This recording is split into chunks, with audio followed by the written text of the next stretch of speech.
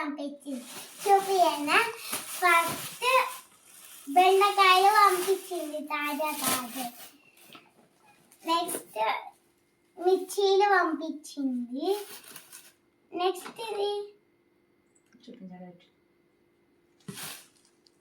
Next సొరకాయలు తెచ్చింది.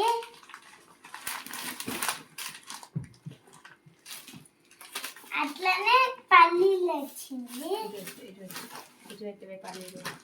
అట్లనే నిమ్మకాయ తెచ్చింది. తర్వాత టమాటోస్ తెచ్చింది. నెక్స్ట్ ఇది